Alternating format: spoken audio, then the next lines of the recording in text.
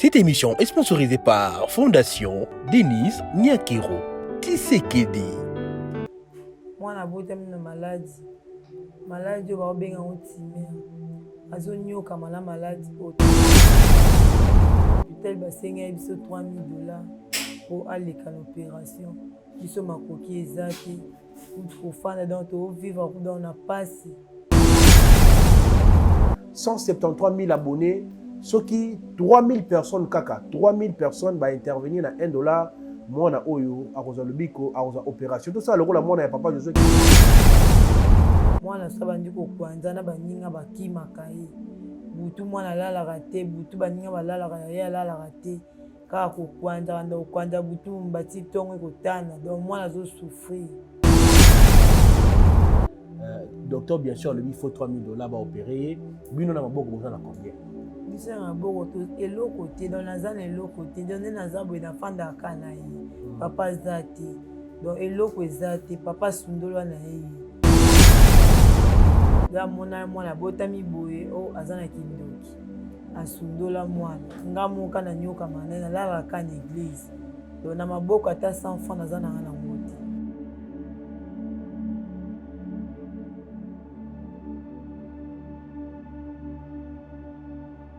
Lelo na Kinshasa, ils allaient sur place c'était ya kolonga la statue à locateur. Peko koma kololo pango. Occasion à ne pas rater. Bas terrain à vendre, ya ba dimension. Lokola 20 sur 20, 20 sur 17, 20 sur 15. Na quartier Bibois, commune et en télé. À un prix hors concurrence. Inutile ya kokende musika. Rejoignez-nous na nouvelle cité exaucée patience. Référence juste na entrée Singaya Inga na Bibois à 20 minutes ya grande route na Simaya concession Niembo Chabani.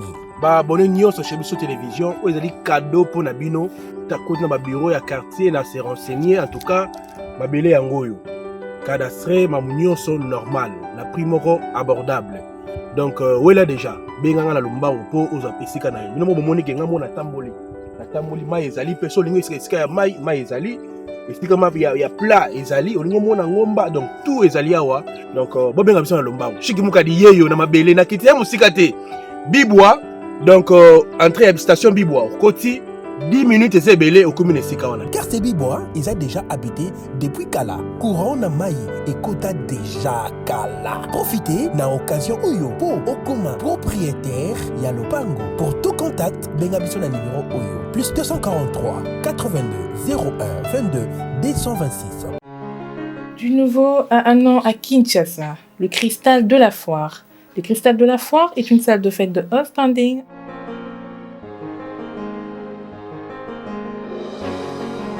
avec des chambres et des salles de bain avec jacuzzi pour le repos des mariés. Très belle salle avec des grands espaces que ce soit à l'intérieur ou à l'extérieur. L'endroit est idéal pour la pleine réussite de vos cérémonies de mariage, conférences, concerts et autres. Découvrez notre restaurant dans la grande période et un jardin à l'espace vert pour vos mariages civils, anniversaires, barbecues, soirées privées et autres. Nous organisons des services comme le protocole, la décoration, le service traiteur, des conseils et stratégies pour la réussite de vos événements. Le Cristal de la Foire est situé dans l'enceinte de la Foire internationale de Kinshasa-Fikin, dans la commune de Limete, entrée premier plan en face du petit batteur de Tam Tam. Pour plus d'informations, écrivez-nous sur notre mail ou sur nos réseaux sociaux. Le Cristal de la Foire, le charme et la beauté de l'endroit vous décorent. Une parcelle à vendre au quartier CPA, Mouchi, dans la commune des Mongafula, localité de Mazal. Référence, concession, cité Snell sur l'avenue CPA. Sur une dimension de 9 sur 12 mètres. Avec une maison de 2 chambres, salon, cuisine et salle de bain. Plus toilette de visiteurs. Ainsi qu'une boutique pour 75 000 $ à discuter. Pour tout contact WhatsApp, plus 243 89 46 91 722.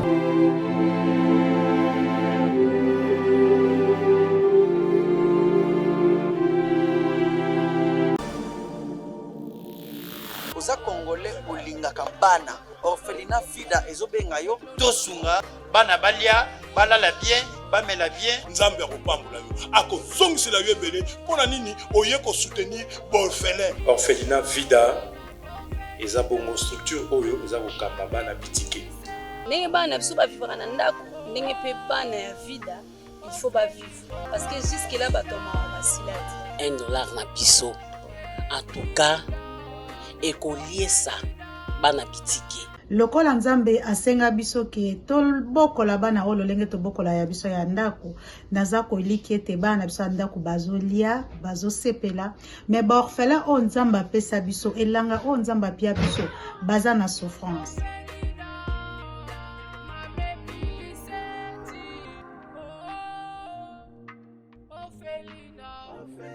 Mesdames, Messieurs, bonjour, bienvenue sur votre chaîne Chebiso Télévision, la chaîne qui vous ressemble. Banero Bolingo, émission désormais, Banero la Chebiso Télévision, SOS. L'autre Vandi, Bamemeli Biso, Moana, vous découvrez qu'à la mingité, ça fait très mal de voir que Nambo na Biso, ya batamité, Mamabe, comme on a point, ya ko bois qui est là. Moutou malade, isko, et raté, Moukolo et aujourd'hui, moi, na mouké. Je ne suis pas malade, Oyo, existe dans la Mambo, na Bino. Mais les maladies sont maladies nini. En fait, tout ça la maman na moi na plateau, tu découvrir à la nini. Mais un grand merci à sponsor na biso oyo sponsorisé ka chaîne Oyo chez Biso Télévision. Merci mingi na fondation Maman Denise Nyakero na confiance au Bosali Biso na chez Biso Télévision. Un grand merci na Neko Fabien dans la caméra pour la prise de vue. Merci na Ndeko Elias Denis Mosolo bango baza na technique ya émission yo police de star. Un grand merci pe na bato yo balingaka biso te orphelinat vida vous allez ko sunga bana bitike. Donc à travers cette émission mesdames messieurs orphelinat vida ko senga biso to soutenir bano ba ko zonga classe kala mingi te na kala mingi te na ba ko en vacances rentrée scolaire est en septembre. Donc, tu sais que sa bonne foi à contacter Maman Émilie pour nous construire un orphelin. Orphelin, mon nom, tu sais, tu as bosenga ya contribution na yo. Benga numéro ya Maman Émilie, c'est si bon compte en contact. Mais Maman a dit que tu dit awa, ils a malade ya moi na oyo sengeli aller en opération le plus vite possible parce que si tu sali yango te, tu risques perdre moi na oyo. Yango to yé ko senga biso batonyo sa mitema malamu bato baza na bonne foi bato oyo bayibi kosunga bayibi pasi ya mwana pasi ya kobelisa mwana parce que nga za parent nayibi lolenge nini to nyoko makasu mwana biso kobela kasi mwana oyo mama azate ba parent bazate basundoli lelo malade ezuye kasi atikali na ba pale kina mama leki bali ba kotika mwana te sengeli ba soutenir ye ba sunga na impurien toko yoka maman a repesa numéro na ya téléphone bon intervenir nga na senga kaka $1 à Pamba. Moni net na Chebiso Télévision dans a 173 000 abonnés. Ce qui 3000 personnes kaka, 3000 personnes va intervenir na $1 moi na oyo a cause le biko a cause opération. Tout ça le rôle moi na papa José qui tout là, net au senga ki awa, papa José qui tout là bando benga ye botini mongo, moi na pas les cas une opération. Merci na batuni sur contribuer pour l'opération ya moi na wana kasi lelo de sur na likama mususu ya moi na biso ko bela maman na pêche mbote. Mbote. Babenga na kombo ya nani? Mama Eliane. Uti commune. Commune Kisenso. Uti commune Kisenso. Tomonyo yele na Chebiso Télévision. Nini memi tout d'abord awa. Lelo memi awa foka ya mwana. Mwana botami na maladie. Maladie ba benga otimer. Azo nyoka mala maladie otokenda na hôpital. Hôpital basenga biso $3000 pour aller à l'opération. Biso makoki ezate ou fanda donc to vivre dans na pasi to fanda en église à ta place rola les ate donc là la kan église moi na saba ndiko kwanza na baninga bakima kai butu mwana la raté butu baninga balala ya la raté ka ko kwanza ndo kwanza butu mbati tongo kotana donc moi zo souffrir. Voilà sikoyo lelo yo uye na Chebiso Télévision. Malade yango sikoyo na ndenge azayelaka docteur bien sûr lui il faut $3000 ba opérer bino na maboko boza na combien biso na maboko to eloko te dans nazana eloko te donné nazabo na fanda kana yi papa zati donc eloko ezate papa sundolo na yi ya mona mwana botami boye o azana kindoki asundola mwana nga moka na nyoka mane nalalaka na église donc na maboko ata 100 francs naza nanga nango te. Voilà. Okoloba nini mokili moma bakotala yo na chez biso télévision nalingi osadresse na bandeko oyo ya motema malamu basala nini mpo na mwana na yo kasi? Nasengi na bakonzi na biso ya mboka bakaya kosunga nde yango oyo bosungelanga mwana azosufri na maladi. Mama Denise nasengi na bino lisungi botala bakaya kosunga nde yango mwana azosufri ta molai na maladi oyo mwana butu alalaka te baninga bana basakanaka ye asakanaka te atangaka pe te akokende kotanga ndenge nini mpo baninga bakimaka ye so batalika maske oyo bazobanga posa na nge eza nazosenga lisungi bosoutenir nga mpona mwana bika. Est-ce akendaka classe? Atangaka te akotanga ndenge nini makoki mpe eza te en plus na mikusanga ndenge dérangeaka ye moya atanga bi eza te. Voilà, bandeko balandi, ça fait très mal. Au moment où il y a maman kozanga maloba concernant maladie ya mwana ye na osenga na biso batamite malamu nena lobaka chez biso télévision zali chaîne munene chaîne bana nzambe. En tout cas soki likaboyo biso to bato balandaka chez biso télévision na kombo na ngai na respect za na mpo na ngai na mosalo na sela kabino to meka kokanisa mwana oyo s'il vous plaît na sengi bino pardon to soutenir mwana oyo aleka na opération neto ba bandeko ba koma tintsani to sengi pe belete to ko cha numéro to ba kopesa numéro ya oyo to ko sala tintsani po ete montant wana ya 3000 koka bokomona pe neto okende na mwana na hôpital ka neto sala kina papa Josué to okende na mwana na hôpital mwana zio aleki na opération après kobika ya mwana to kozunga lisuka na plateau chez biso télévision po to ba ketala oyo botindaki yango esali musala bobiki papa Chic a kosakate papa Chic nano a kosali kamute soki momoni na yami mwana oyo parce que na moni ke sengi to intervenir comment na mwana mo biso beto za ba parents na poussa on n'est pas mwana la grande bonjour chance bonjour vous allez bien chance ya chance vous allez bien vous aurez passé. Et ça passe. Chance. Vous allez bien, hein? Vous allez bien? Vous allez bien longola yo eloko yo, hein? Et longo tika la libre, hein? Hein? Vous allez longwa? Posa no libre, non? Vous le bini ni bat ba otalo kuna.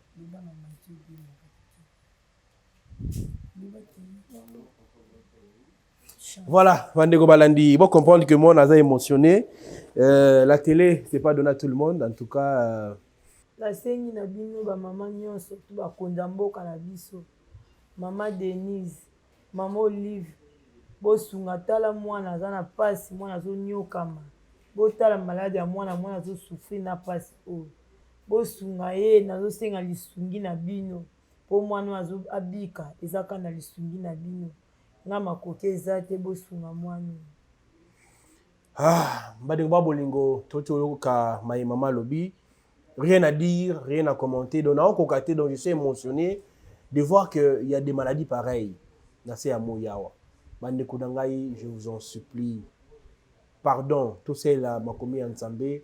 La ligne moi na oyo un jour, aya koleka na plateau yo ba remercier bino, to ba remercier Nzambe. Yo ça la très bien. Na musala on a c'est la rabino. En tout cas, to kanisa moi na oyo. Je ne sais pas quoi dire encore. Na rosinga na biso tout ça à moi tintan. Tout ça qui peut belete.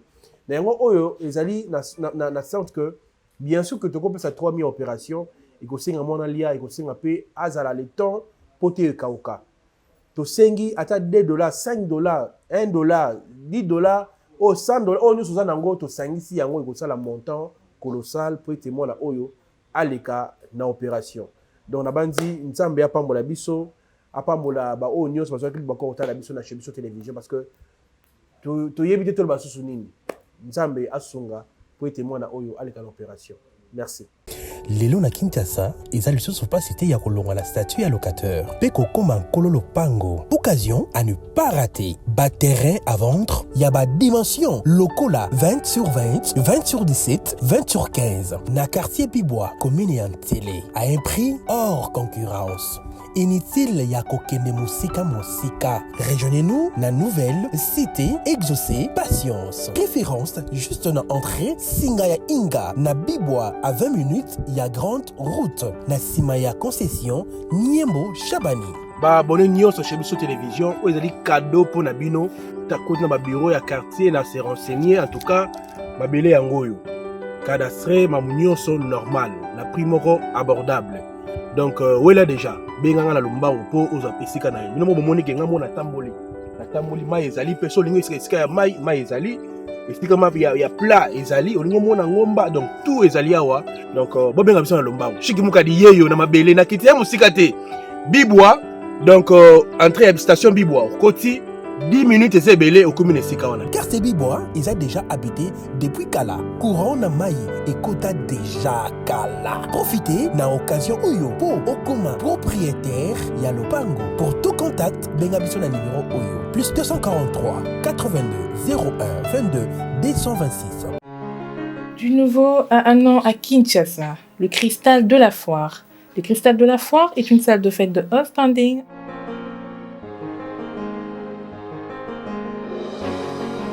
avec des chambres et des salles de bain avec jacuzzi pour le repos des mariés. Très belle salle avec des grands espaces que ce soit à l'intérieur ou à l'extérieur. L'endroit est idéal pour la pleine réussite de vos cérémonies de mariage, conférences, concerts et autres. Découvrez notre restaurant dans la grande période et un jardin à l'espace vert pour vos mariages civils, anniversaires, barbecues, soirées privées et autres.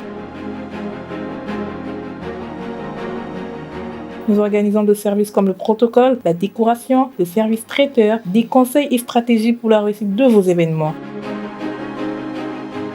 Le Cristal de la Foire est situé dans l'enceinte de la Foire internationale de Kinshasa Fikin, dans la commune de Limete, entrée premier plan en face du petit batteur de Tam Tam. Pour plus d'informations, écrivez-nous sur notre mail ou sur nos réseaux sociaux. Le Cristal de la Foire, le charme et la beauté de l'endroit vous décorent. Une parcelle à vendre au quartier CPIA, Mouchi, dans la commune des Mongafula, localité de Mazal. Référence, concession, cité Snell sur l'avenue CPIA. Une dimension de 9 sur 12 mètres. Avec une maison de 2 chambres, salon, cuisine et salle de bain. Plus toilette de visiteurs. Ainsi qu'une boutique pour 75 000 $ à discuter. Pour tout contact WhatsApp, plus 243 89 46 91 722.